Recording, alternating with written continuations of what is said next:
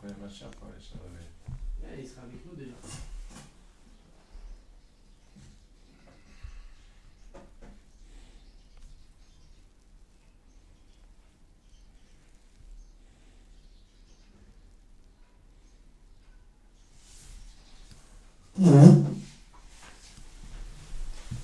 Aïe aïe aïe aïe aïe aïe aïe aïe aïe. Ne me touche pas, ne me touche pas.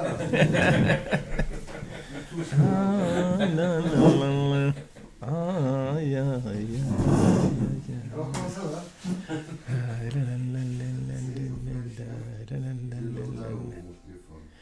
Boker Tov, les amis, shalom tout le monde, Hashem, et que de bonnes nouvelles. Et la musique, vous entendez de la musique? Oh, c'est bien, moi j'ai pas entendu.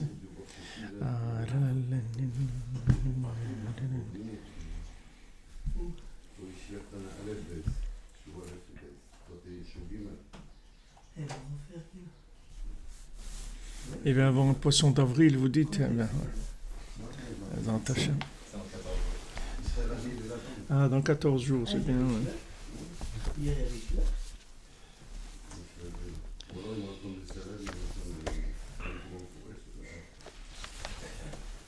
Alors bonjour à tous et à tous, une excellente journée, Bezat Hashem, beaucoup d'Atzlacha, des bonnes nouvelles, la refoua pour tous les malades, Ephraim Ben Doran, tous les malades, et que Hashem il ait pitié de nous, et qu'il fasse disparaître cette magefa, cette maka-là.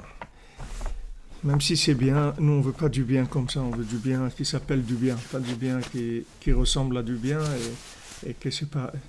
On veut du bien agréable. Pas du bien désagréable. Comme il dit Rabbeinu, que Yaakov Avinu l'a dit à ses enfants, Kel Shaddai eten lachem rachamim, que Hachem il vous donne la miséricorde. Ça veut dire que Hachem il nous donne, que c'est nous qui décidons qu'est-ce que c'est la miséricorde. Parce que des fois, la miséricorde elle peut être désagréable, nous on veut de la miséricorde agréable. Merci à vous aussi d'être là. Et les gens, mamash, kol hakavod, ils sont là à 3h30, ils reviennent à midi, tout. C'est beau. Baruch Hashem. Ashrenu. Donc, hier, on était dans le... oui, on est arrivé dans le Zikaron, dans la mémoire, c'est-à-dire celui qui permettait d'avoir cette mémoire qui est en fait protectrice, c'est-à-dire que et Rabbi Nathan il a expliqué que tous les nezakim, c'est-à-dire tout ce qui arrive comme dégâts dans le monde, c'est uniquement parce qu'il y a un manque de mémoire du monde futur. C'est ça qui amène un nezek, c'est-à-dire qui permet au côté négatif d'atteindre quelque chose, de faire du mal, ou d'abîmer un objet ou quoi que ce soit. Toutes les forces négatives, elles n'interviennent que quand il y a un problème de zikaron, comme on avait vu que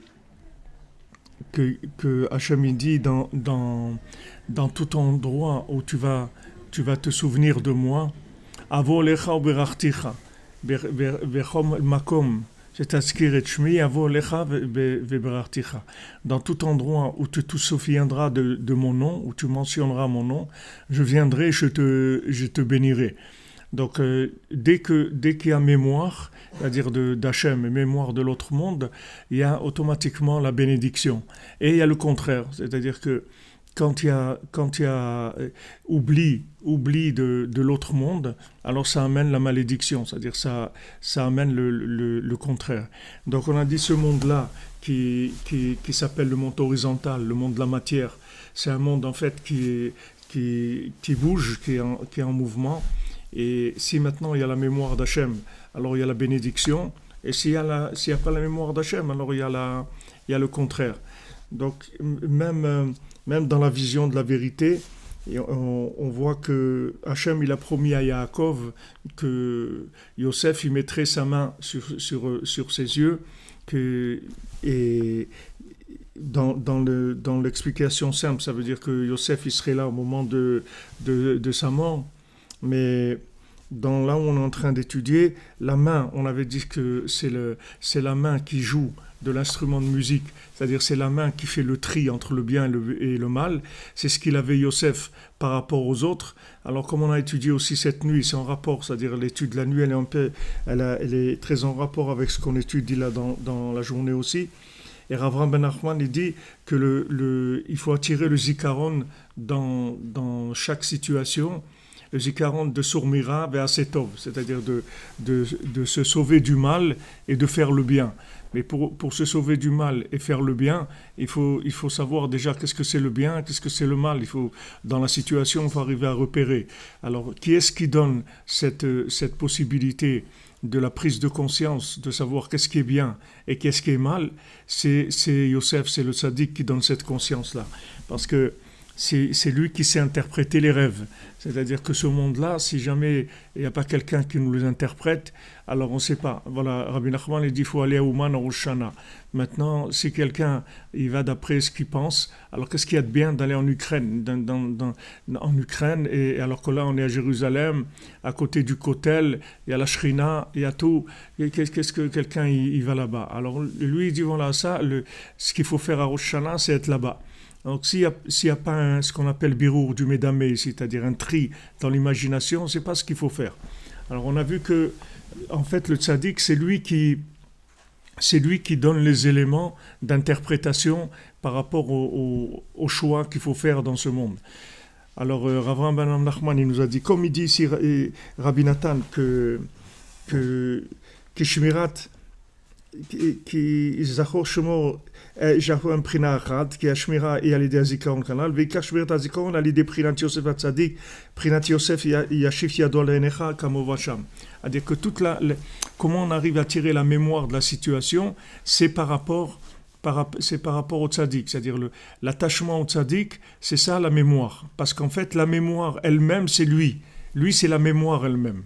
C'est-à-dire que si quelqu'un il arrive à s'attacher au tzaddik, et comme on a vu cette nuit que pour s'attacher au tzaddik, il faut sortir de tout ce qui est personnel, c'est-à-dire tous nos plaisirs, nos désirs, etc. Parce que ça nous empêche l'attachement au tzaddik. Si on arrive à l'attachement au tzaddik, alors on peut arriver que Vayaminu Bashem ou Moshe Avdo. C'est-à-dire que si maintenant on a la Emouna dans Moshe, alors on a la Emouna dans Hachem. Parce que du moment où il y a Moshe, on ne peut pas avoir la Emouna dans Hachem si on ne passe pas par Moshe. C'est quelque chose qui n'existe pas. Comme par exemple quelqu'un qui veut se rapprocher d'Hachem, qui veut pratiquer la Torah, par exemple. Quelqu'un veut pratiquer la Torah, alors il est obligé de se convertir s'il veut pratiquer les 613 mitzvot.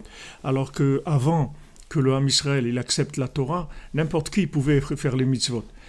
Abraham Avinu, il s'est pas converti. Abraham Avinu, c'était un freelance. Tous, ils étaient en freelance avant qu'il y ait Matan Torah. Mais maintenant, même quelqu'un qui est comme Abraham Avinu, il peut plus. Une fois qu'il y a eu Matan Torah, ça peut plus marcher, ça Avodat Hashem. Parce qu'une fois qu'il y a eu Matan Torah, en même temps que le Ham Israël il a accepté la Torah, il a reçu aussi l'exclusivité de pouvoir pratiquer les 613 mitzvot et aussi convertir les gens qui voudraient pratiquer les 613 mitzvot. Donc par rapport au tzaddik, c'est la même chose. Rabbeinu dit que tant qu'il n'y a pas le tzaddik, alors tous les gens ils font ce qu'ils peuvent faire, etc. Mais s'il y a le tzaddik de la génération qui est là, alors on est obligé de passer par l'intermédiaire de Yosef, puisque Yosef, il leur a dit, vous verrez, même Yaakov et Rivka aussi, et Yaakov et Léa, aussi, ils vont se prosterner ils vont se prosterner à Yosef. Alors, il dit, mais comment c'est possible?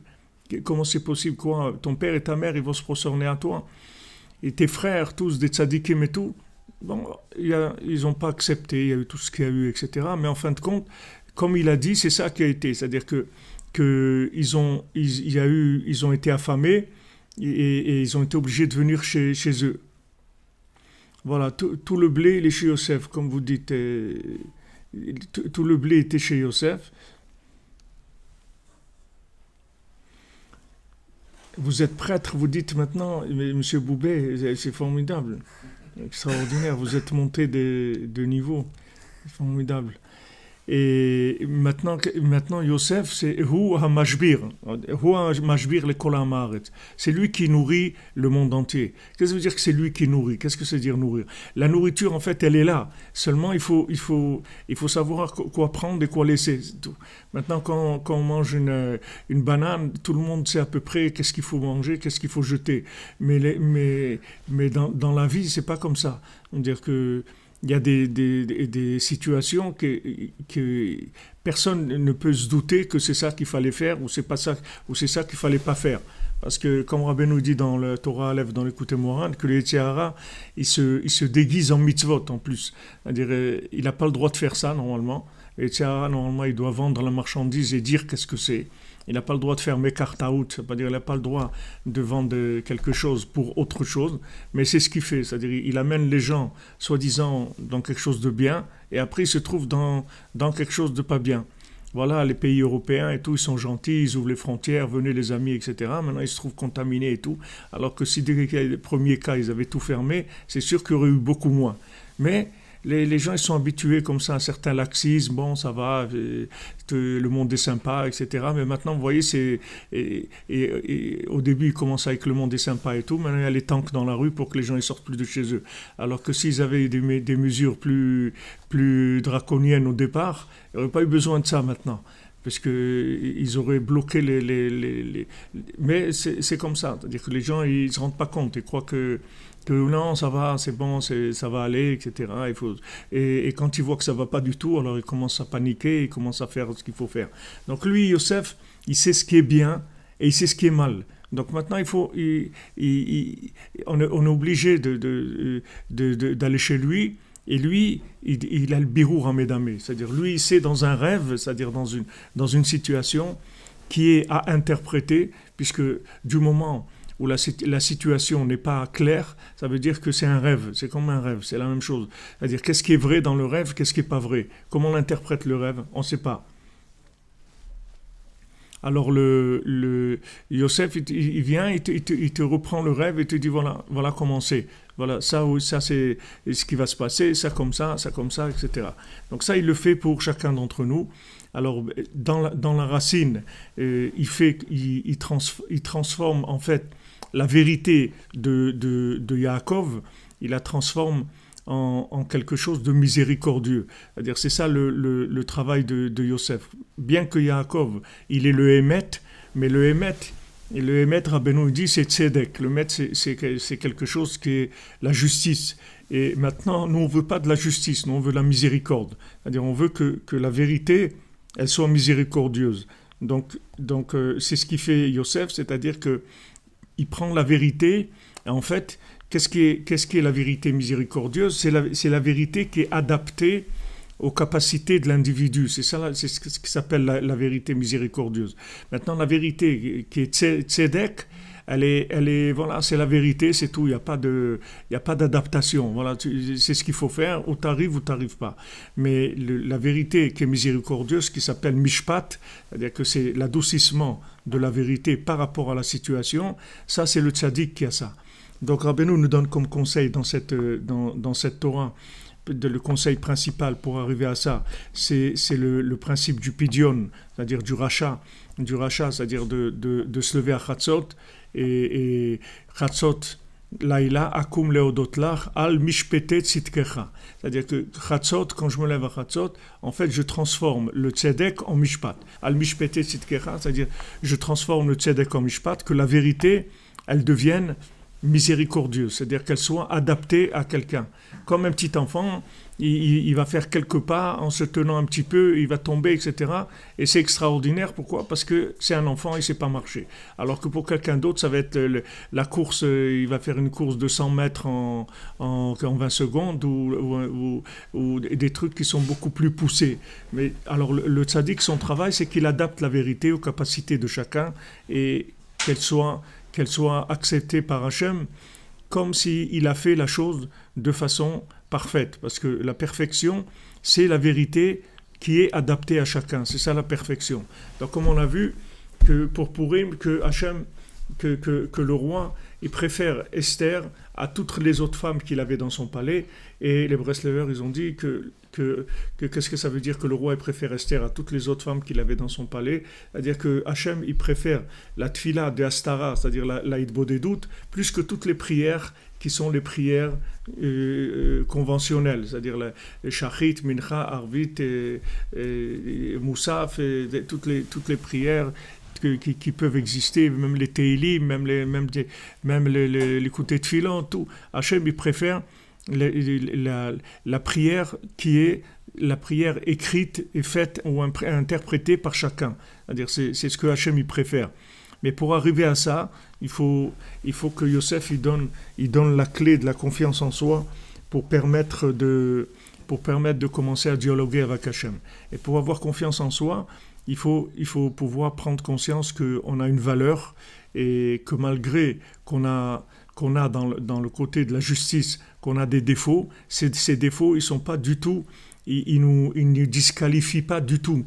Et ces défauts, c'est quelque chose de technique, mais ça ne disqualifie pas l'individu. L'individu, il est parfait, même s'il a des défauts. Ce n'est pas les défauts qui le rendent imparfait. Les défauts, c'est quelque chose de technique.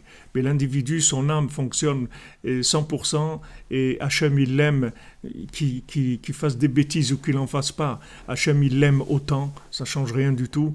Seulement, c'est des niveaux où Hachem, il se cache de lui. Donc ça, on a vu hier que maintenant, quand on a cet esprit-là, c'est-à-dire qui s'appelle Yichud Tzadik ve Knesset Israël, c'est-à-dire qui s'appelle la capacité que le Tzadik il a de s'unir avec le Ham Israël et de s'inclure dans Hachem avec le Ham Israël, puisque le Tzadik il a en lui les 600 000 âmes du Ham Israël. Donc, tout ce que le tzaddik fait, il le fait avec l'inclusion des âmes en lui. C'est pas le tzaddik qui fait pas des choses. Il fait pas des choses pour lui. Le tzaddik d'abord il fait rien pour lui, et le tzaddik, la notion de lui, elle n'existe même pas. C'est-à-dire le tzaddik il n'existe même pas dans une notion d'ego. Le tzaddik il existe que en tant que si vous voulez incubateur. C'est pour prendre un mot qui est à la mode, le tzaddik, il est incubateur des âmes et il les inclut dans Hachem. C'est ça son existence, mais il n'a pas d'existence de par lui-même. C'est pour ça quand on dit à Moshe Rabbeinu, vous êtes les patrons et tout, il dit Anachnu ma, nous on est ma, nous on n'est rien du tout. C'est-à-dire que tu me viens de dire à moi, ouais tu fais ça, tu as fait ça, tu as pris le pouvoir et tout. Ça n'existe pas que Moshe Rabbeinu va prendre le pouvoir. Moshe Rabbeinu ne peut pas prendre le pouvoir, il n'a pas d'existence propre. Et quand le Moshe Rabbeinu, à des moments, il a un petit peu de colère sur le Ham Israël parce que quand même, ils l'ont vraiment éprouvé beaucoup. Alors, il dit à Hachem, ouais, ce peuple, pourquoi c'est mes enfants, moi, est-ce que c'est moi qui les fais naître? Alors Hachem, il lui dit, attention, ne parle pas de c'est mes enfants, ne parle pas sur mes enfants. Et Kloum natati lecha gdoula ela b'shvil Israël. Sache que toute la grandeur que tu as, c'est parce que tu es porteur de toutes les âmes, c'est tout. Sinon je t'aurais rien donné du tout. Tu aurais été quelqu'un de tout à fait standard et on t'aurait jamais remarqué. Tout ce que tu as comme grandeur, c'est parce que tu es porteur de ces âmes-là. Donc ça Hachem, il met en garde Moshe Rabbeinu sur cette notion-là. C'est-à-dire que Moshe Rabbeinu, il n'a pas d'existence propre. Son existence, c'est qu'il est l'existence c'est comme un transformateur, si tu veux. Tu vois, tu prends un appareil, un transformateur, d'un côté, il rentre 220 volts, de l'autre côté, il sort 12 volts, d'accord? Mais le transformateur, qu'est-ce qu'il fait? Qu'est-ce qu'il est? Il n'est rien du tout. Tu enlèves la prise et c'est tout. C'est un morceau de plastique. Il n'y a rien du tout de fer. Il n'y a rien du tout dans le transformateur. Mais seulement, il a la capacité de transformer le courant de 220 en 12 volts. Alors le tzaddik, c'est la même chose. C'est-à-dire qu'il est là, il est un homme divin. C'est-à-dire que ce n'est pas un homme. C'est pas un homme, puisqu'il est capable, comme on a dit hier, de rester 40 jours en haut à parler avec des anges et des trucs et tout, sans manger, sans boire, sans dormir. Donc c'est pas un homme. Un homme, il peut pas faire ça. Donc c'est pas un homme. Mais en même temps, en fait, c'est Isha Elohim, c'est l'homme Dieu, si on veut. C'est l'homme divin. C'est-à-dire c'est l'homme qui est complètement le lien entre le monde inférieur et les mondes supérieurs. Donc lui, c'est le seul qui a le birour amdamé, c'est-à-dire qu'il a le tri dans le rêve, c'est-à-dire il peut trier l'imagination. C'est-à-dire il peut te dire, voilà, que cette chose-là, c'est comme ça qu'il faut la voir. La chose la plus importante, c'est ça. Mitzvah gdola liot besimcha tamid. Qu'est-ce que c'est la plus grande mitzvah de la Torah? C'est la simcha. Maintenant, comment tu vas trouver ça? Où c'est écrit ça dans la Torah?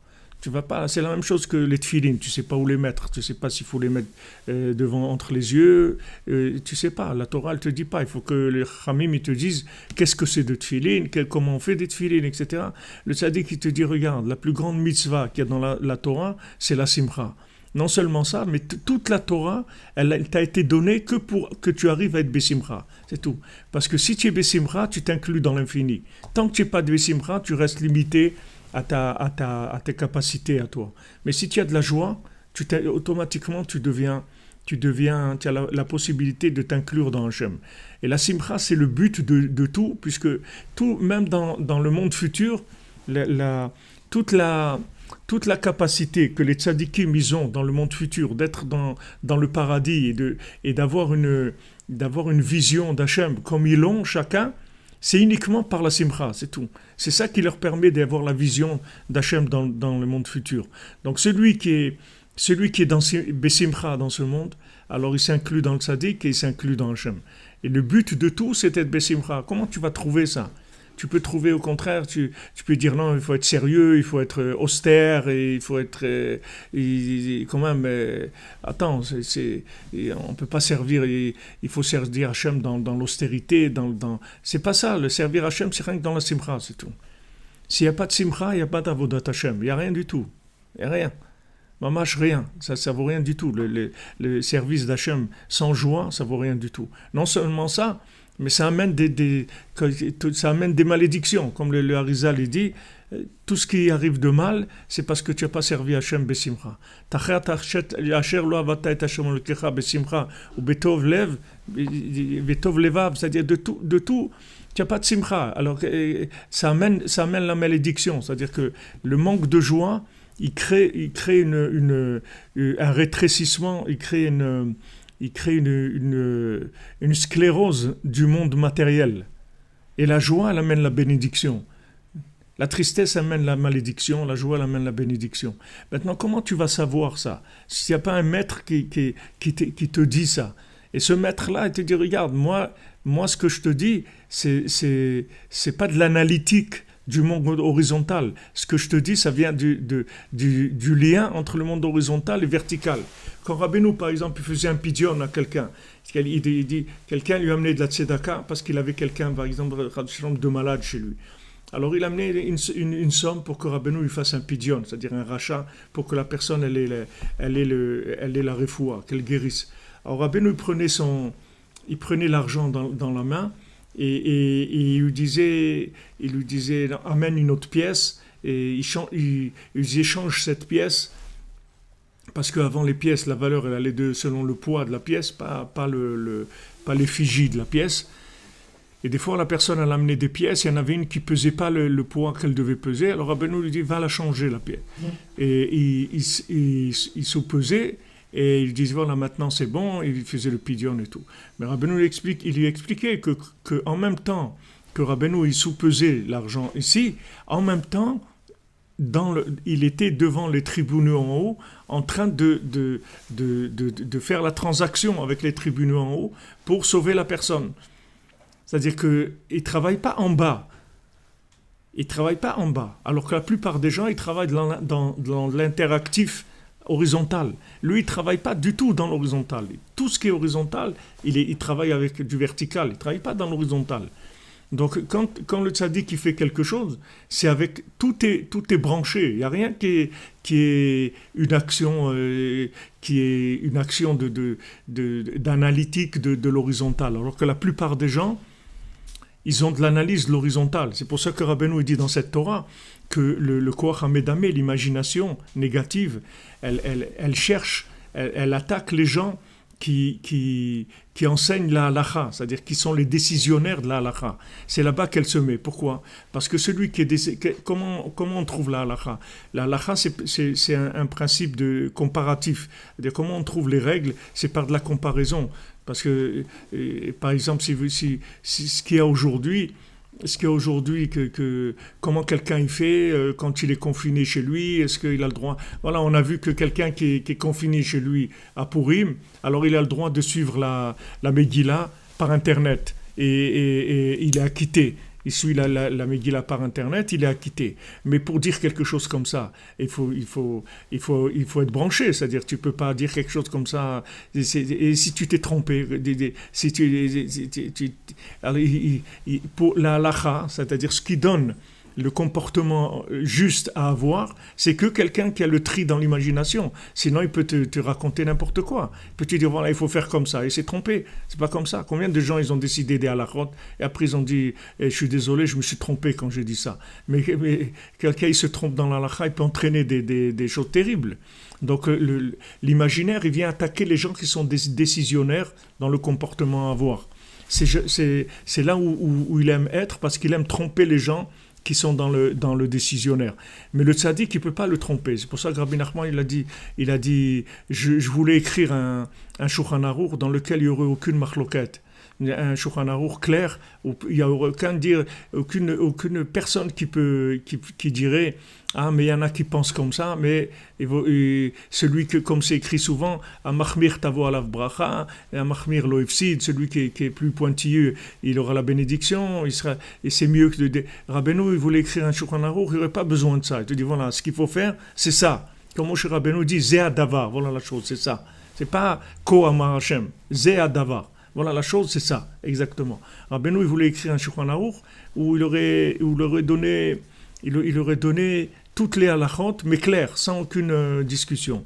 Mais il a dit maintenant qu'il a fait l'écouté moral, alors il n'allait plus écrire le Shulchan Aruch. Pourquoi? Parce qu'une fois qu'il t'a donné l'écouté moral, l'écouté moral, il te permet de t'attacher au tzaddik, puisque Rabbeinu dit que Chochmat Adam Ta'ir Panav, la sagesse de l'homme, elle éclaire son visage. Rabbeinu dit qu'est-ce que c'est? Qui c'est Rabbi Nachman? C'est l'écouté Moran, c'est ça Rabbi Nachman.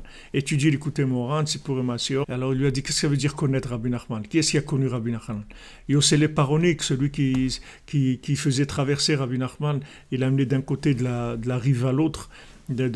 Pour qu'il aille faire Idbo des doutes. Il y avait un monsieur avec une petite barque, il amenait Rabbeinu. Il dit, lui, il a connu Rabbi Nachman. Il n'a pas connu Rabbi Nachman. Il a connu un monsieur qui était habillé avec un manteau, et des chaussures et des trucs. Mais c'est pas Rabbi Nachman. Il ne sait pas qui c'est Rabbi Nachman. Qui c'est Rabbi Nachman? C'est l'écouté Moran. Donc maintenant qu'il a écrit l'écouté Moran, ça veut dire que maintenant tu vas étudier l'écouté Moran, tu vas voir le visage du tzaddik. Quand tu vas voir le visage du tzaddik, tu vas voir le tri dans l'imagination. Automatiquement, tu vas savoir quoi faire et ne pas faire. Ça va venir automatiquement, c'est-à-dire que tu vas être inspiré. Maintenant, si tu te trompes, c'est qu'il te manque juste d'éclaircissement dans la vision de Moshe Rabbeinu, c'est tout. Mais si tu as la vision qu'il faut par rapport à là où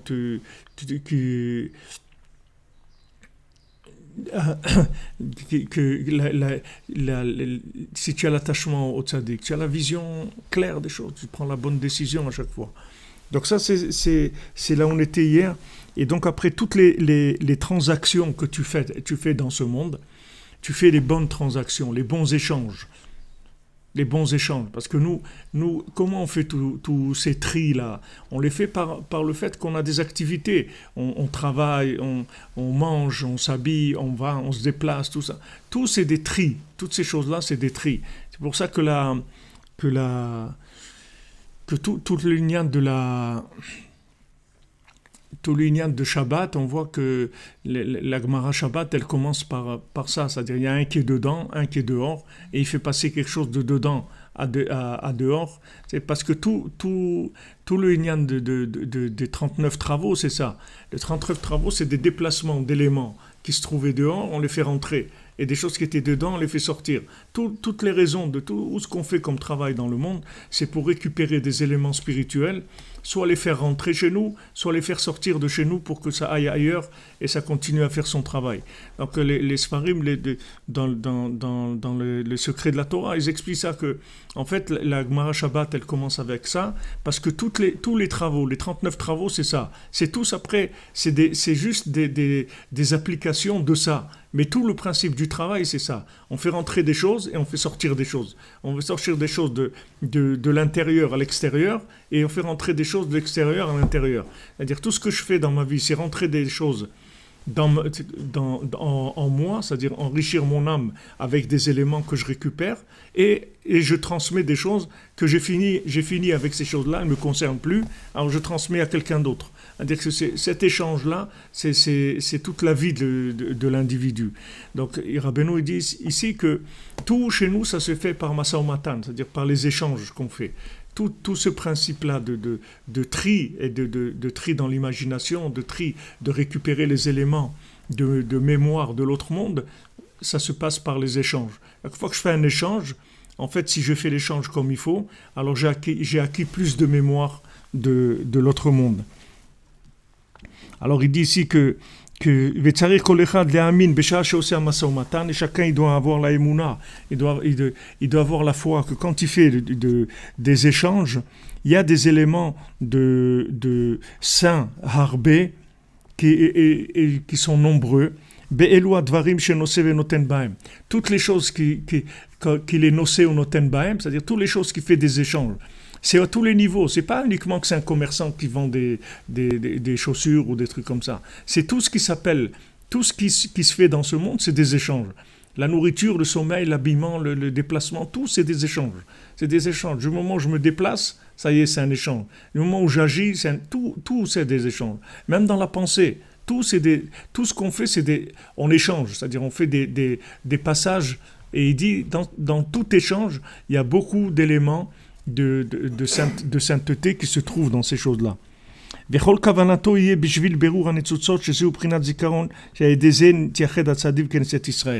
que toute son intention, quand il fait ces échanges-là, c'est de développer la mémoire, c'est-à-dire d'acquérir l'action. C'est-à-dire tout ce qui est notre vie dans ce monde-là, le seul but, c'est que chaque chose, elle nous enrichisse spirituellement pour avoir plus de conscience d'Hachem. Maintenant, quand quelqu'un garde la mémoire, c'est-à-dire il ne se laisse pas aller dans la consommation et dans le profit de ce monde, c'est-à-dire qu'au moment où il fait un échange, il se rappelle d'Hachem, et des Ezochel Yached Tzadik Knesset Israël. Avec ça, il fait l'unification entre Tzadik et Knesset Israël. C'est ce qu'on a vu que dans Shabbat aussi, de Shamor Vezachor et Yom HaShabbat. C'est-à-dire que dans le jour du Shabbat, il y a de la Shmira de Shabbat et il y a la Zechira de Shabbat. Shamor Vezachor. Shabbat, c'est un jour où tu fais une Shmira, c'est-à-dire que tu ne fais pas les 39 travaux. Ça, c'est le côté Shmira. Et le côté Zikaron, c'est que tu attires la mémoire de l'autre monde, le Shabbat, c'est-à-dire que tu as une vision de l'autre monde. Et comme on a dit tout à l'heure, même le pape, il a conseillé aux gens de faire Shabbat comme les Juifs. Il a dit, font Shabbat. Voilà, faites-vous aussi Shabbat et commencez à réfléchir sur votre vie, prenez du recul, et utilisez cette période-là pour communiquer avec vos enfants, être en famille, un peu réaliser qu'est-ce que vous faites dans ce monde, etc. Voilà, le pape aussi, en fait, c'est un Breslev. Il veut pas leur dire parce que sinon ils vont s'énerver, mais... Bon, il a une kippa un peu Breslev comme ça aussi, il ressemble un peu, mais voilà, lui aussi, il y a pas, voilà de quoi il a parlé dans une situation telle où il y a tellement de masques. Tellement de masques qui tombent, qu'est-ce qui reste? Il reste émettre les mythos. C'est-à-dire, vous voyez que ces moments-là, qui sont des moments difficiles, mais en fait, c'est des moments difficiles parce que le superficiel, il tombe. On va à l'essentiel. C'est ça qui est difficile, c'est de perdre le plumage du superficiel. C'est ça qui est dur. Mais comme on a dit, comme Rabbeinu dit dans Sipurim Asiot, le fils qui était en pierre précieuse, quand il a eu la lèpre, alors toute sa peau elle est tombée et on a vu qu'il était entièrement en pierre précieuse. Mais avant, il ne savait pas qu'il était en pierre précieuse, puisqu'il avait la peau qui cachait les pierres précieuses. Donc maintenant, tout ce problème qu'on vit aujourd'hui, c'est juste une manière de réveiller la mémoire, c'est tout. La mémoire de l'essentiel. Mon ami, où tu vas, où tu cours vers toi et tout. Voilà, alors maintenant, même le pape, il commence à conseiller de faire l'aide des doutes, comme Rabbeinu l'a dit. Il a dit le monde entier, il va arriver à ça. Tout le monde entier va faire l'aide des doutes. Et maman, vous pouvez écouter, son discours, il dure 2 minutes. Où il dit, voilà, faites ça comme les Juifs, vous voyez, font Shabbat. Alors voilà, maintenant c'est un moment de prendre conscience, parce que de courir, le stress, tout ça, c'est pas bon ni pour le corps, ni pour l'âme. Il faut s'arrêter, savoir s'arrêter et prendre conscience des choses, etc. Voilà, c'est-à-dire, si maintenant tu sais pas que c'est le pape qui dit ça, tu enlèves, tu prends que les paroles qu'il a dites, tu les écris, tu vas voir, tu vas dire, tu vas croire que c'est un texte de l'écouter Etzot ou un truc comme ça. C'est-à-dire, c'est pas un truc, c'est du émet, c'est de la mytho, c'est-à-dire que c'est quelque chose qui... Mais ça vient de quoi? C'est la situation qui permet ça. Parce que tant que la situation elle est mitigée, c'est-à-dire il y a un mélange entre l'horizontal et le vertical, c'est-à-dire c'est mélangé, c'est-à-dire que les valeurs elles sont mélangées. C'est-à-dire qu'il y a les valeurs de l'argent, la valeur de trucs, de la réussite, de la compréhension. Mais là, il n'y a plus d'argent, la bourse, elle est tombée, il n'y a plus de travail, il n'y a pas de réussite, il n'y a pas de trucs, il n'y a plus rien. Et les plus riches, c'est ceux qui perdent le plus. Il y a des gens, ils perdent 10 milliards tous les 2 ou 3 jours. 10 milliards, tous les quelques jours, ils perdent 10 milliards. Pourquoi? Parce qu'ils sont très riches, donc ils perdent beaucoup. Plus quelqu'un il est riche, plus il va perdre. Maintenant, celui qui n'a pas grand-chose, il n'a rien perdu. Qu'est-ce qu'il va perdre? Il n'a rien perdu, puisqu'il n'a rien. De toute façon, qu'est-ce qu'il va perdre? Il ne perd rien. C'est-à-dire, celui qui a l'essentiel, celui qui est le cordonnier avec ses chaussures à 3 coins, qu'est-ce qu'il a? Sa tranche de pain et son verre d'eau, c'est tout ce qu'il a. Donc s'il n'a pas de pain, il y a quelqu'un qui va lui donner du pain, c'est tout. Et il a son verre d'eau et son pain. Mais celui qui a plein de choses, alors plus il en a et plus il va perdre. Et perdre chaque jour, c'est catastrophique. Il peut être très triste, être déprimé et démoralisé par la situation, parce qu'il perd énormément. Donc on va à l'essentiel. C'est-à-dire que quand il y a des situations comme ça, on va à l'essentiel. Et tous les gens ils commencent à parler de l'essentiel. Qu'est-ce que c'est l'essentiel? C'est la mémoire. Qu'est-ce qu'on fait ici, les amis? C'est quoi la vie? Attends, tu as une épouse, des enfants, une famille, un truc, tu les as jamais vus. Tu parles jamais avec eux. Tu prends pas le temps de... Alors tu vois que tu vis pas. Tu es en train de courir, mais tu vis pas. Alors Hachem, il arrête le système. Ce qui est extraordinaire, c'est comment Hachem, il peut arrêter toute l'humanité comme ça. Toute l'humanité, en quelques jours, toute l'humanité. Personne ne pouvait penser à une chose comme ça. Les gens ils disaient, mais comment Hachem il va faire pour... T'en fais pas. Hachem il a beaucoup de moyens, comment il va faire. Mais si Hachem il veut réveiller la mémoire, il va réveiller la mémoire. Et tous les gens, il y a pas... Le superficiel il tombe et il reste le principal, c'est tout. Reste le principal. Tu vois des queues pour les supermarchés, des queues incroyables. C'est-à-dire uniquement pour que la personne elle arrive au supermarché, c'est des heures d'attente. Il faut des heures et des heures pour aller acheter de quoi manger, des trucs et tout. C'est-à-dire, on va à l'essentiel. Pourtant, voilà, tous ces gens-là, il y a le digital, le truc, ça, la 4G, la 5G, les trucs, ça. Voilà, ils sont là à faire la queue pour aller acheter de quoi manger. Donc on va à l'essentiel, c'est-à-dire qu'Hachem il élimine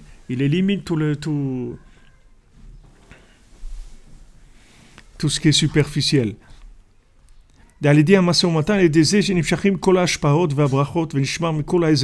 Donc maintenant, quand quelqu'un dans son échange, il pense à l'autre monde, il pense à Hachem, c'est ça qui amène toute la bénédiction et qui amène la protection de tous les dégâts. C'est-à-dire la protection. Quand Hachem il dit qu'Hachem il va te bénir et te protéger, d'où ça vient? Ça vient du fait que tu te rappelles de son nom. C'est-à-dire dans tout endroit où on se souviendra de mon nom, je viendrai, je le bénirai, je le protégerai. C'est-à-dire tout endroit où on se souvient que en fait, pourquoi on est en train de faire ça? c'est pour révéler Hachem dans cette situation-là, c'est-à-dire pour révéler la mémoire d'Hachem, c'est pour ça que je fais cette chose-là. Alors là, c'est ça qui amène la bénédiction. Donc si quelqu'un il veut de la réussite véritable, la véritable réussite, c'est la mémoire de l'autre monde. Plus tu as de la mémoire de l'autre monde, plus tu vas réussir, et non seulement réussir, mais aussi avoir une protection, pas que la réussite. Parce que quelqu'un il a de la réussite, mais il n'a pas de protection, il n'a rien fait. C'est ce qu'ils ont voulu copier les gens sur Yosef. Quand Yosef il a donné le conseil à Paro, ils ont voulu copier. Ils ont dit donc il a donné la méthode, puisque maintenant Paro il a dit que c'est ça qu'il faut faire. Donc nous aussi on va le faire, parce que c'est pas compliqué. On va prendre des hangars, on va stocker du blé et tout. Mais malheureusement quand ils sont venus pour manger le blé, il avait pourri le blé, parce qu'il n'avait pas de protection. Il y avait bénédiction sans protection. Parce que ça ne venait pas de Yosef. Yosef, il donne la bénédiction, mais il donne la protection aussi. Pourquoi? Parce que Yosef, il a l'alliance. Donc l'alliance, ça veut dire que tout ce qu'il fait Yosef, c'est lié avec l'autre monde. Ce n'est pas quelque chose uniquement de ce monde. Tout est lié avec l'autre monde. Donc après, quand ils sont venus acheter du blé chez Yosef, la première chose qu'il leur a dit, il dit ici, les amis, vous voulez acheter du blé, pas de problème, vous faites la Brit Mila. Tout celui qui venait acheter du blé, il faisait la circoncision. Sinon, il ne lui donnait pas de blé. Alors, ils ont été chez Paro, ils ont dit, mais c'est quoi cette histoire-là? Maintenant, on est venu acheter du blé. Il nous dit, fais la circoncision. Imagine-toi maintenant, Carrefour, tu rentres, tu dis, voilà, je vais faire mes courses, monsieur, passez, faites la circoncision. Mais attendez, on est venu faire les courses. Il dit, non, monsieur, vous voulez acheter, faites la circoncision, sinon, il n'y a rien à vendre ici. Alors, ils sont allés chez Paro, ils lui ont dit, ils lui ont dit voilà ce qu'il veut et tout. Et il dit regardez, écoutez-le, parce que s'il est capable de faire ce qu'il fait, et si maintenant on ne l'écoute pas, il va nous tuer à tous. Alors allez-y, écoutez. Et ils ont fait ça. Ils ont fait la circoncision. Après, il leur a donné le blé. Mais pourquoi il a fait ça? Pourquoi il voulait les embêter? Il voulait les convertir de force ou des choses comme ça? Pas du tout. Parce qu'il savait que s'il leur donne le blé, mais ils n'ont pas l'alliance, ça ne sert à rien, il va pourrir le blé. Il va pourrir le blé. Rabbi Nachman, il te dit, regarde, développe l'alliance, développe le lien avec Hachem, par la Hitbo des doutes, par Tikkun HaKlali, pour tout ça. Développe le lien avec Hachem. Et c'est ça qui va te permettre de vivre la Torah. Mais si maintenant tu veux apprendre la Torah et tu veux pratiquer la Torah, mais tu n'as pas la clé du lien avec Hachem, ça ne sert à rien. Parce que ta Torah, tu ne pourras pas la vivre. Tu ne pourras pas réussir. Tu n'auras pas le côté de la Shmira. Même si tu as la bénédiction, tu n'auras pas la protection. Même si tu as la bénédiction, tu apprends la Torah, tu connais, tu veux faire, et tu fais beaucoup de choses et tout, mais si tu n'as pas la protection, ça y est, le virus il vient et ramasse les gens. Il n'y a pas de protection. Voilà, il y a de la bénédiction dans le monde. Regardez, il n'y a pas de protection. Regardez qu'est-ce que ça donne. C'est-à-dire tout s'écroule. Il n'y a pas de... Tzadik, shenemar bo, vekol asher hu ose, Hashem matzliach. Et c'est ce qu'il y a écrit sur Yosef HaTzadik. Tout ce que le Tzadik il fait, Hashem, il donne la réussite. Donc Rabbeinu l'a dit, j'ai terminé, je vais terminer, j'ai gagné, je vais gagner. Parce que tout ce que le tzaddik il fait, Hachem il est matzliach, il lui donne la réussite. Ki Yosef hu hashalit hu hamashbir lechol haaretz. Comme il écrit dans Bereshit que Yosef c'est lui qui dirige, c'est lui qui nourrit tous les peuples de la terre. Ki Yosef hu hatzadik sheikar hayichud al yado. Parce que Yosef hu hatzadik. Maintenant il dit pas il dit pas. Avant, il dit Yosef HaTzadik. Maintenant, il ne dit pas Yosef HaTzadik. Il dit Yosef ou HaTzadik. C'est-à-dire, qui c'est Yosef? C'est le Tzadik. Ce n'est pas Yosef le Tzadik. Yosef, c'est le Tzadik. C'est-à-dire qu'il ne faut pas oublier que Rabbi Nathan, il ne peut pas parler clairement. Il faut avoir un lexique des équivalences. Parce que si maintenant tu lis le texte à l'horizontale, tu vas croire que maintenant il parle de Yosef. Et une fois, once upon a time, il y a eu Yosef. Il était une fois dans l'Ouest qu'il y avait Yosef. Il était une fois en Égypte. Ok, non, il n'était pas une fois, c'est maintenant. Et Yosef aujourd'hui, il s'appelle Rabbi Nachman de Breslev. C'est ça, et c'est pour ça que il met des petites notes qui corrigent la lecture et qui te permettent de comprendre ce qu'il veut te dire. Ici, il dit que Yosef hu hatzadik. Qu'est-ce que c'est le Yosef? C'est quand on dit Yosef, c'est-à-dire on parle du tzaddik. Sheikar Yichud Aliado, que tout le lien entre les mondes supérieurs et les mondes inférieurs, ou entre lui et le Knesset Israël, ça passe par lui.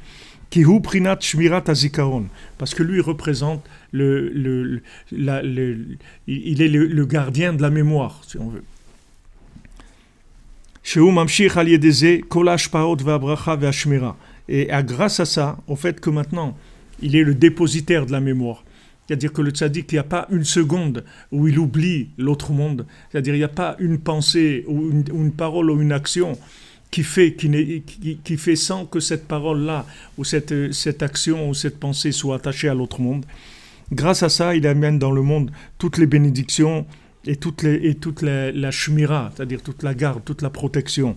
Vezeu prinat ben porat Yosef ben porat ale c'est ce qui est écrit dans la Torah, ben porat Yosef ben porat ale qui est au-dessus du mauvais œil. Alors porat c'est quoi? Qu'est-ce que ça veut dire le mot porat? Ben porat. Qu'est-ce qu'ils appelaient ben porat? Il y avait quelqu'un en France, il l'appelait ben porat, je ne me rappelle pas. Il y avait un truc comme ça. Il l'appelait ben porat. Il l'appelait pas Besançon, il l'appelait Ben Porat. Alors Ben Porat, ça veut dire que il a la chante Peru Urvu. Ben Porat, ça veut dire c'est celui qui la bénédiction, c'est-à-dire il se démultiplie, il amène beaucoup. כמו שפירש רש"י, בחינת ייחוד שעל ידו נפרים, נטבחים, נשפעים כל הדברים שבעולם כנב נשברים מקורה. c'est-à-dire le ייחוד entre le tzaddik et Knesset Israël, ou entre Hachem et le tzaddik et Knesset Israël, ou entre Hachem et le monde, c'est ça qui amène la bénédiction et qui amène toute la protection dans le monde. C'est-à-dire ce monde-là, s'il n'y a pas un lien avec Hachem, il n'y a pas de protection. Quelqu'un il veut de la protection, maintenant il y a un problème, tous les gens ils cherchent de la protection. La protection, c'est le lien avec l'autre monde. Parce que dans l'autre monde, il n'y a pas de maladie, il n'y a pas de corona, il n'y a rien du tout, il n'y a pas de pauvreté, il n'y a rien du tout, il n'y a que de la joie.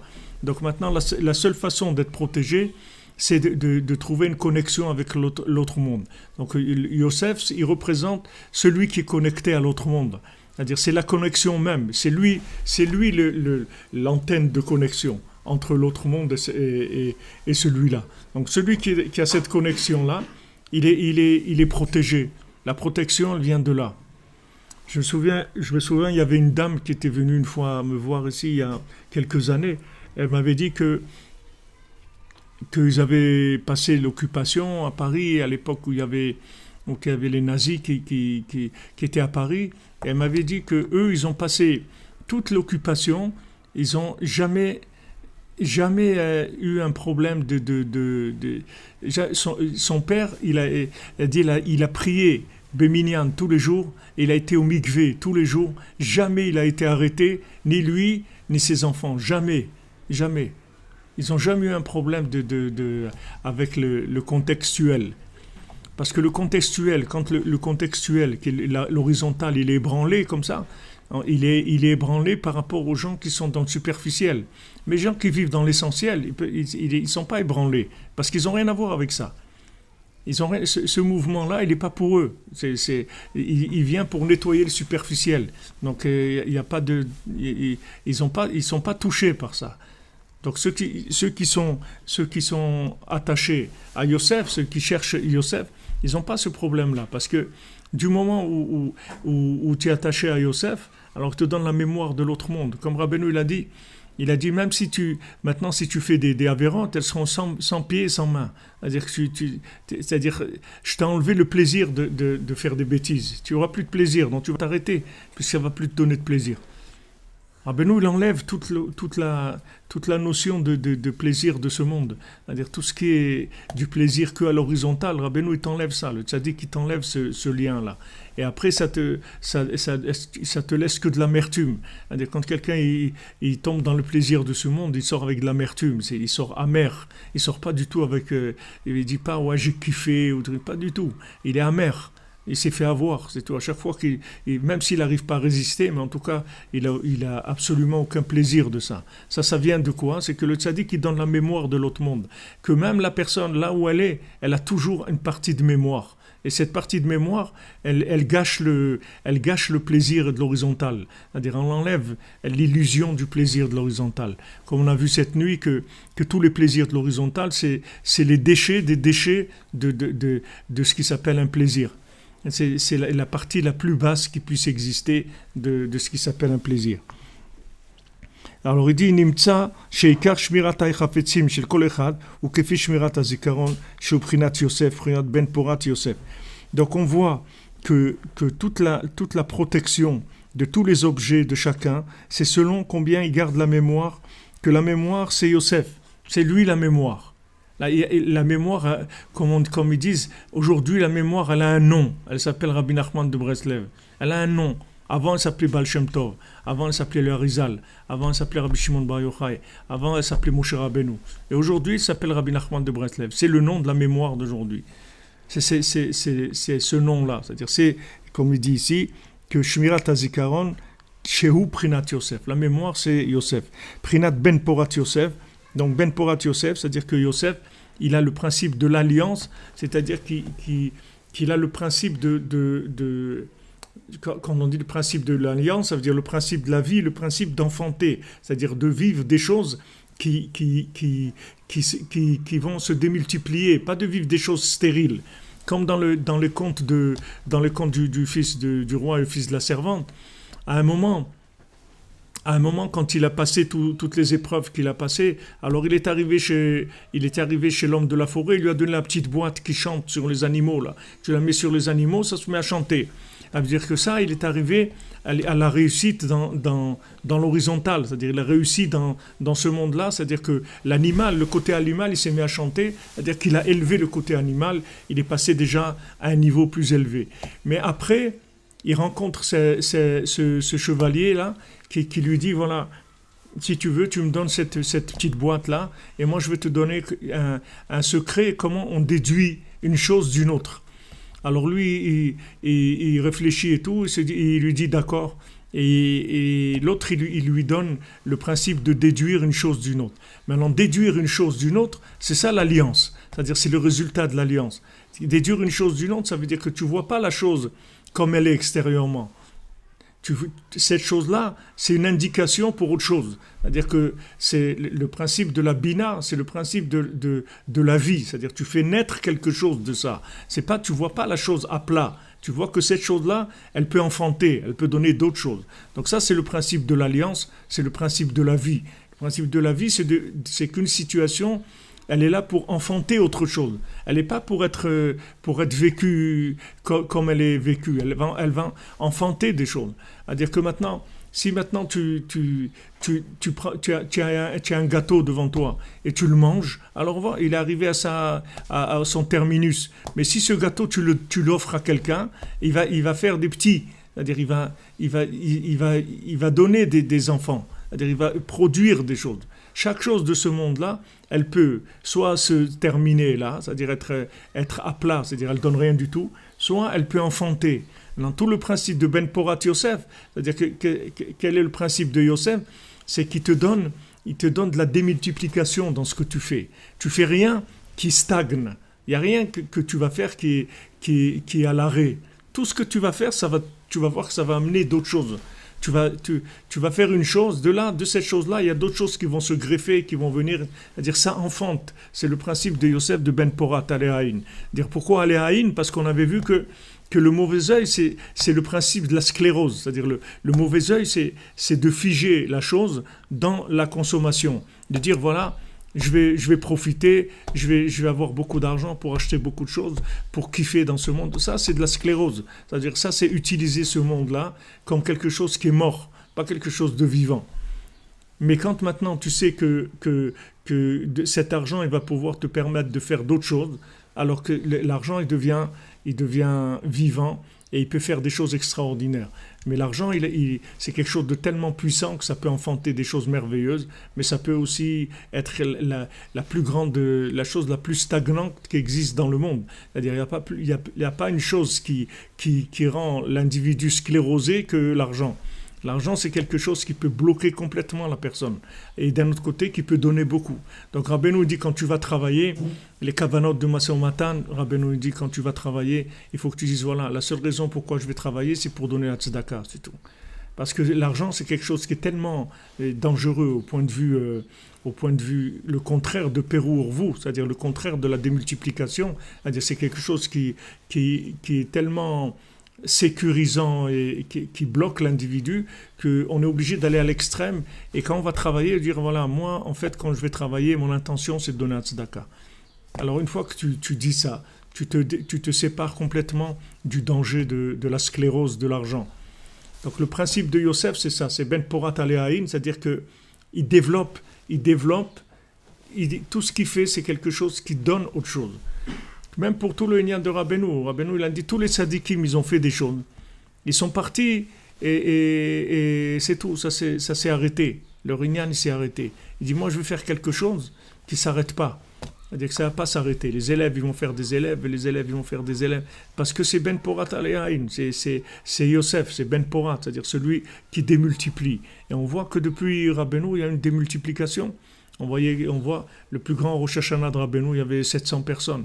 Et même ça, il dit c'est exagéré, le chiffre. Mais voilà, maintenant quoi, 100 000. Mais bon, le prochain Rosh Hashanah, on ne sait pas. Il faut voir M. Corona s'il va venir à Ouman ou pas. C'est ça Mais en tout cas, vous voyez que ça se démultiplie. C'est le signe de la vie. C'est d'avoir les enfants, c'est ça la vie. Ça fait des enfants, comme on dit, ça fait des petits. La chose, elle fait des petits. C'est ça qui veut dire qu'elle est vivante. Mais quand c'est des choses qui sont bloquées comme ça, qui sont sclérosées, ça veut dire que c'est le gamma bride, c'est-à-dire qu'il n'y a pas d'alliance. Comme il n'y a pas d'alliance, il n'y a pas possibilité de yichud, c'est-à-dire d'union entre la situation matérielle et son origine et son but spirituel. Donc la chose, elle ne produit pas. וזה מרומז במשנה הסוחר את הפרה והשאילה לאחר ונאנסה ישלם לבעלים כמו שאמר רבי יהודה כיצד. Alors ça, tout ce qu'on a dit maintenant, c'est traité dans la Mishnah, en allusion dans cette Mishnah-là, que celui qui a loué une vache de quelqu'un et il a prêté à quelqu'un d'autre et maintenant la vache elle a eu un problème, alors il doit payer au propriétaire comme il a dit Rabbi Yehuda. Ketzad comment? Alors au Sesrora Beparato Shel Chavero. Il dit maintenant qu'est-ce qu'il fait? Il a fait du business avec la vache de son copain. C'est-à-dire que maintenant, lui il est venu, c'est comme la sous-location. C'est-à-dire, c'est comme si tu vas à une agence de location de voiture, tu loues une voiture et maintenant tu la sous-loues à quelqu'un d'autre. Alors maintenant tu vas avoir un problème. Si l'autre il prend un platane ou un truc, il va y avoir un problème. C'est-à-dire alors ça c'est lui il a loué la vache à quelqu'un pour travailler. Maintenant lui il a donné à quelqu'un d'autre pour qu'il travaille avec. Alors il dit, parato daika, pourquoi parato? Pourquoi la Torah? Tu vois, il n'y a pas un mot dans la Torah qui est. Il dit, pourquoi parato? Pourquoi il dit parato? Parce que c'est ben porat. Ben porat. C'est-à-dire, c'est pas. Maintenant, on n'est pas en train de parler de la vache, on est en train de parler de ben porat. C'est-à-dire que maintenant, c'est le principe de la démultiplication. C'est ça, parato. Sinon, on aurait pu employer aussi que le mot que para. Pas le mot parato, mais le fait qu'on dit parato, ça veut dire qu'on parle de ben porat. Prinat ben porat Yosef, qui kol amasa umatan vasrorot vashmira akol kifi prinat porat Yosef. Parce que tout le commerce, tous les échanges, tout, c'est selon le principe de la démultiplication de Yosef. Chez Zoché kol echad ve'echad, les fri prinato, c'est que chacun, il a le mérite d'avoir, selon son principe à lui, selon le fait qu'il garde la mémoire, chez Zoché Aliédézé, chez Aliédézé, Netiached Atzadik, Kerset Israël. Donc maintenant, plus quelqu'un, il se rapproche de Rabbeinu, plus il a la bénédiction. Il y avait quelqu'un, je crois que c'était Rav Isaac, je crois, Isaac Eisenstein, il s'appelait, qui était à Ouman. C'était un homme... C'est un homme très riche. Je crois qu'il avait une usine de savon. Il était très riche. Et il a dit comment il est devenu riche et tout. Une fois, il est allé sur le kever de Rabbeinu. Il a dit regarde, Rabbeinu, je m'associe avec toi. tout ce que, en fait, mon affaire maintenant, elle est à nous deux. On fait 50-50, c'est-à-dire que 50 je garde pour moi, 50 je te donne. Je donne à tous les Breslevers, à tous les trucs. Voilà, il a fait ça, et quand il a commencé ça, il a commencé à gagner beaucoup, beaucoup d'argent. C'était un homme aussi, c'était un tzaddik, c'était un homme de très haut niveau, c'est un grand Talmid Chacham, mais un homme de très haut niveau. Et une fois, quand il venait à Rosh Hashanah, c'est-à-dire il habitait à Ouman, mais il habitait dans la ville nouvelle d'Ouman, qui était un peu loin. Je ne sais pas exactement aujourd'hui à quoi ça correspond, mais en tout cas c'est loin du Kever. Et il pouvait pas, c'était loin pour lui, donc il était chez des gens. Mais ces gens-là, ce n'étaient pas des gens qui aimaient tellement Breslev, ils étaient un peu opposants à Breslev. Et un soir de Rosh Hashanah qu'il était là-bas, il y a des bandits qui sont rentrés. Et comme ils savaient qu'il était riche, ils nous ont dit donne-nous l'argent maintenant. J'ai pas d'argent, j'ai rien. Alors ils sont venus, ils allaient le tuer. Alors il y avait la fille de la maison qui était là, la fille du monsieur du propriétaire de la maison.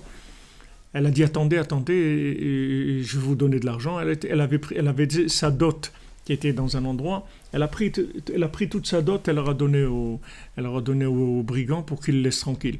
Donc elle a donné toute sa dot, ils sont partis, ils l'ont laissé tranquille. Maintenant, le lendemain de Rosh Hashanah, elle reçoit en retour sa dot, plus il lui a rajouté et tout. Alors, quand le père il a vu ça, il a dit maintenant, je peux plus être opposant à Breslev. Quand je vois un comportement comme ça, parce qu'il aurait pu lui dire, moi je t'ai rien demandé, ok, toi tu lui as donné la dot, merci, tu m'as sauvé la vie et tout, moi je t'ai pas demandé de faire ça. Peut-être tu aurais attendu 5 minutes, il aurait vu qu'il n'y a rien, il serait parti. Il aurait pu commencer à dire des choses comme ça. Il y a des gens, ils réagissent comme ça. Des fois tu les aides, tu dis, mais je t'ai rien demandé, moi. Il y a beaucoup de gens comme ça, tu leur sauves la vie, après tu dis, mais moi je t'ai pas demandé. Il dit, mais attends, mais je t'ai sauvé, mais il fallait me laisser crever. Qu'est-ce que tu as dit? Pourquoi tu m'as fait ça? Il y a des gens, ils sont comme ça. C'est-à-dire, au lieu de dire merci, ils vont en plus te crier dessus et devenir des ennemis parce que tu les as aidés. Donc lui, il a été très droit et il raconte que Rav Levi Yitzhak, quand il est décédé sur Rav Isaac Eisenstein, Rav Levi Yitzhak, il faisait Kaddish sur lui toute l'année, il faisait Kaddish pour lui. Et à la fin de l'année, quand il a fini l'année, il lui est venu en rêve, il lui a dit, ça y est, je viens de rentrer maintenant dans la yeshiva de Rabbeinu. C'est-à-dire, ça lui a pris 1 an. C'est-à-dire, 1 an, il est rentré dans la yeshiva de Rabbeinu. Et c'était un homme, cet homme-là, il nourrissait toute la communauté Breslev de Ouman. Maintenant, c'était pas la communauté de Breslev Ouman, c'est pas beaucoup, c'était 60 familles, pas beaucoup de gens. Mais en tout cas, c'est lui qui s'occupait d'eux. Et quand les gens disaient, ouais, comment on va faire pour Pessah, on n'a pas et tout, il leur disait, sachez, soyez tranquilles, je ne m'asserrai pas au Seder de Pessah tant que chaque Breslever, il n'aura pas tout ce qu'il faut pour Pessah chez lui. Donc, soyez tranquilles. Donc, il a eu le mérite comme ça que des années et des années, il a finanté tous ces pauvres, tous ces gens-là qui étaient en fait que dans la Avodat Hashem, etc. Mais ça lui a mis quand même 1 an pour entrer dans le monde futur, pour qu'il arrive à rentrer dans la yeshiva de Rabbeinu. Donc ça, c'est ce que Rabbeinu donne, cette mémoire-là, c'est-à-dire qu'on sait que en fait, dans toutes les choses, voilà, vous dites,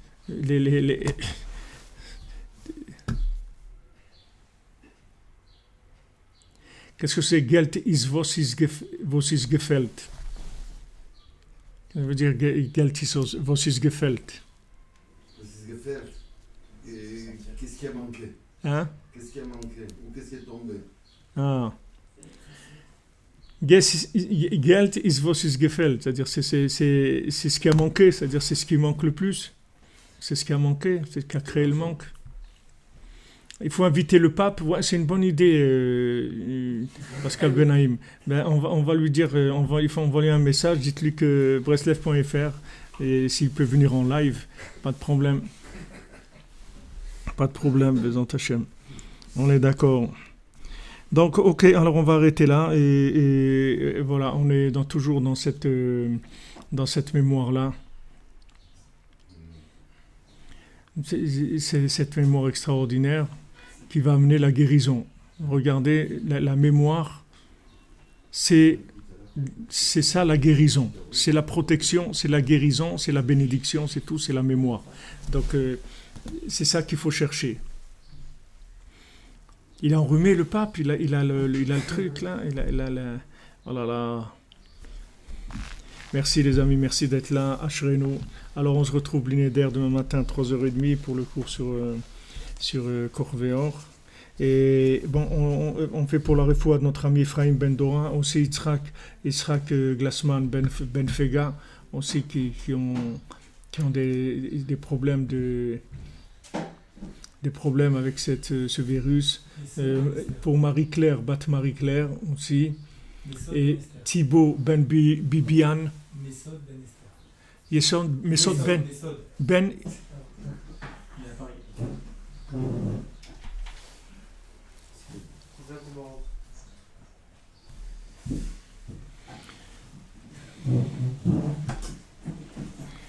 Voilà, exactement. C'est-à-dire, c'est important d'être ensemble parce que ça empêche d'oublier. C'est-à-dire aussi le fait qu'on est ensemble, il y a toujours un qui a plus de mémoire que les autres et ça aide. C'est-à-dire que quand on est seul, on peut oublier les choses, on peut rentrer dans de l'imagination. Pour l'élévation de Reki Abad Rahma, l'élévation de l'âme de Reki Abad Rahma, que des bonnes nouvelles les amis, et qu'Hachem il envoie la guérison, la protection et qui nous libère à tous. Oui, exactement. Cette nuit, c'est 2h30 de Paris. Chatzot, cette nuit, à quelle heure c'est? Je ne sais pas à quelle heure c'est la nuit chez vous. Si vous êtes à Paris, je ne sais pas. Ici à Jérusalem, Chatzot, c'est à 0h20, à minuit 20. Mais à Paris, je ne sais pas, ça doit être un peu plus tard. J'ai regardé, demandé à Rav Google à quelle heure c'est la sortie de la nuit, la sortie des étoiles, la tombée de la nuit. Même dans les trucs de température, là, les trucs qui donnent la météo, vous avez en général l'heure de la nuit. Alors vous ajoutez 6 heures, c'est tout. Allez, bonne journée. Que des bonnes nouvelles.